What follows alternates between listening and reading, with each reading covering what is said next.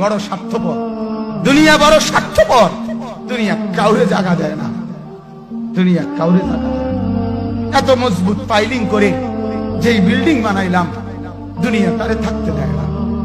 যা বেটা যা, যা তুই লাথি দিয়া বাইর করে যা, কবরে যা, কবরে যা। দুনিয়া কাউরে থাকতে দেয়। দুনিয়া কত ক্ষমতা ধরকে মাটির নিচে ফেলায় দিছে, দুনিয়া কত সম্পদ আলাকে মাটির নিচে ফেলে দিছে, দুনিয়া কত সুন্দরী নারীকে মাটির নিচে ফেলায় দিছে, মাটির সাথে রেজা রেজা করে ফেলছে। আজ আর চেহারা নাই, আজ আর রূপ নাই, আজ আর যৌবন নাই, আজ আর ক্ষমতা নাই। এমনও বাদশা ছিল পৃথিবীতে যার হাতের আঙ্গুলের ইশারায় মানুষের গর্দান উড়াইয়া দিত, যার হাতের ইশারায় উঠত মানুষ, বসত মানুষ। আজ বাদশারা নাই, আজ সম্পদওয়ালারা নাই, আজ মালওয়ালারা নাই। দুনিয়া কাউরে থাকতে দেয় না, কাউরে না দোস্ত, কাউরে দেয় না। দুনিয়া দাদারে আমার থাকতে দেয় নাই। আমার দাদারে আমি দেখছি, আজ আমার দাদা নাই। আমার নানারে আমি দেখছি, আমার নানা নাই। আমার দাদিরে আমি দেখছি, আমার দাদি নাই। আমার নানিরে আমি দেখছি, আমার নানি নাই। আমার বাবারে আমি দেখছি, 14 লক্ষ টাকা বাবার পেনশনের আমি সব ডাক্তারের পিছনে খরচ করে ফেলছি, বাড়ির ফসলের জমি বিক্রি করে ফেলছি। আমার বাপ যেন না মরে বারবার হসপিটালে নিছি, কিন্তু দুনিয়া আমার বাপকে থাকতে দেয় নাই। আমার বাপ কবরে চলে গেছে। দুনিয়া কাউরে থাকতে দেয় না, কাউরে না, কাউরে না, কাউরে না, কাউরে না। আমার বাপ দুনিয়া কাউরে থাকতে দেয় না। তুমি থাকবা না, তুমি থাকবা না। দুনিয়ার ধোকায় পড়ো না বাপ, দুনিয়ার ধোকায় পড়ো না। মাকে বুঝার, আজ মারা বেসামাল হয়ে গেছে, আজ বোনেরা বেসামাল হয়ে গেছে, বেপরদার উৎসব তুলে দিছে। এটা যেন আল্লাহর সাথে যুদ্ধ করছে। আল্লাহ করোনা না, তুমি আরো কিছু দাও, আমরা বেপরদিকে ছাড়বো না।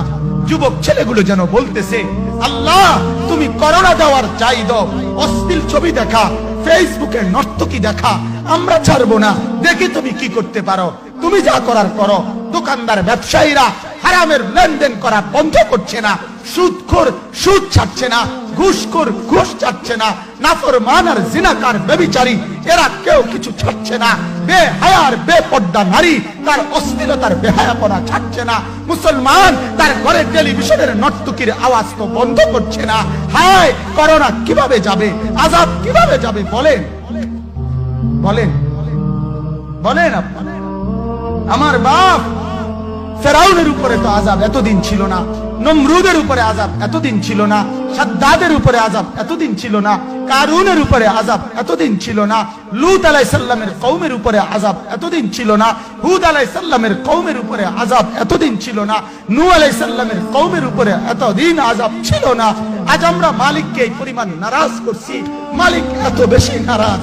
আজ 1 বছর হয়ে গেছে, 1 বছরের চাইতে বেশি হয়ে গেছে, কই করোনার মহামারীর আযাব তো যাচ্ছে না, গেছে গা বলে।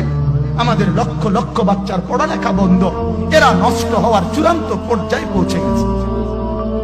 মোবাইল এদেরকে শেষ করে দিছে, লক্ষ লক্ষ ছেলে। গতকালকে এক মা আমার আত্মীয় ফোন দিয়া বলতেছে, সকাল 10টায় বাচ্চাটা ঘর থেকে মোবাইল লইয়া বাইর হইছে, রাতের 10টায় মা তারে ফোন দিয়া বলছে, বাপ ঘরে আসতি না, ভাত খাইতি না। বাচ্চা তারে বলতেছে, তোমার অসুবিধা কি, তোমার সমস্যা কি? মা এই কথা বইলা কায়দা দিছে যে, শোনেন হুজুর কত দোয়া করো।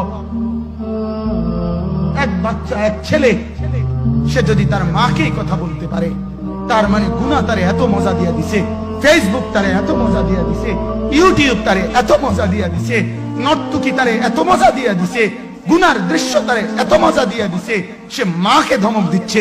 রাত 10টা বাজলে কি হইছে, রাতের 3টা পর্যন্ত দেখলে তোমার সমস্যা কি? আমার আখিরাত আমি নষ্ট করলে তোমার অসুবিধা কি?